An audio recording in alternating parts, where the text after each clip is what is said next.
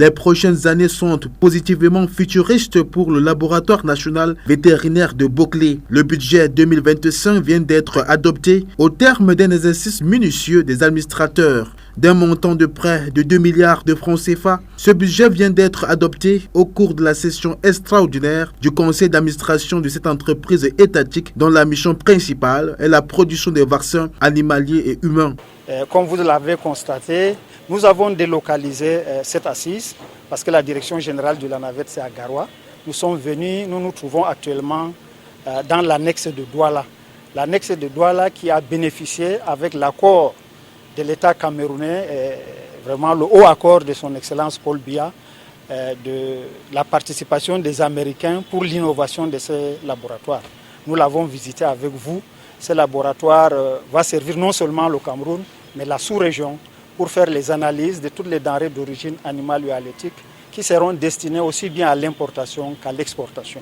Les 12 derniers mois, comme les antérieurs, le Lanavette a joué avec succès, avec partition son rôle, un peu plus de 22 millions de doses de vaccins et du lion produites. Cette dévotion devra être croissante. Le président du conseil d'administration, Moussa Yaya, recommande abnégation au top management de l'entreprise. Pour le travail accompli, le directeur général, Dr Abel Ouad, a reçu les félicitations résultantes d'un travail au bilan qui enchante. Le bilan, il est positif parce que la navette traverse quand même des difficultés.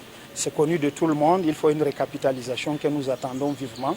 Et malgré toutes ces difficultés, nonobstant ces difficultés, nous avons bien travaillé parce que nous avons produit des vaccins de plus de 22 millions, ce qui n'est pas une chose vraiment simple.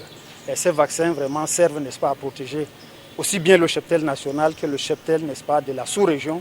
Je parle de la région CEMAC et même de l'Afrique de l'Ouest. Le Lanavette avance ainsi avec résilience. Les circonstances économiques dans lesquelles cette entreprise fonctionne depuis plusieurs années lui sont défavorables. En 2025, le directeur général, grâce à un mécanisme de mobilisation du personnel, entend l'engager pour plus de résultats. Nous sommes fatigués de revenir sur des points qui craignent et dont on ne voit pas l'État réagir.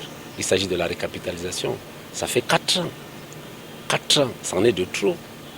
Une entreprise qui a perdu son capital, une entreprise qui a la charge de produire les vaccins, les médicaments pour le Cameroun et la sous-région, et dont les équipements sont vétustes. Depuis 42 ans, 43 ans qu'on a acquis ces équipements, rien n'a été remplacé. Les pièces de rechange n'existent même plus. On a beau parler, crier, écrire, tout ça, rien ne bouge.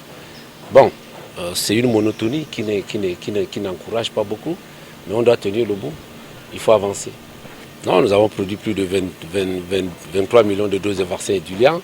Nous avons également fait le diagnostic des maladies animales, parmi lesquelles les zoonoses, confirmé des foyers de maladies, et organisé des formations, et beaucoup d'autres choses. Le contrôle qualité des denrées alimentaires avec le labo de Douala, on a analysé beaucoup des échantillons de poissons, de crevettes. Nous avons supervisé et encadré beaucoup des étudiants en master PhD, et même ceux qui viennent de l'étranger au niveau du Lanavette. C'est ça un peu les activités que nous avons menées en 2024. Et dans le cadre des projets également, nous y sommes avec beaucoup d'autres activités. Plus précisément, nous avons également sorti de nouveaux produits. Et nous avons certifié au niveau national les 3 types de biofertilisants que nous avons produits déjà. Nous avons sorti également un candidat vaccin contre le choléra à usage humain au Lanavette. C'est en cours de certification. Nous avons produit un kit de diagnostic rapide pour la brucellose animale et humaine. C'est également un très bon résultat. Et nous avons aussi produit un candidat, un sérum antivenimeux à usage humain. Depuis que nous sommes là, on élève les serpents donneurs de venin. Notre objectif, c'est de produire un sérum polyvalent pour les 12 espèces de serpents que nous avons dans la sous-région d'Afrique centrale. Les travaux de la 60e session du conseil d'administration du Lanavette ont tourné leur page avec la conviction des administrateurs que le Lanavette va produire des résultats plus encourageants.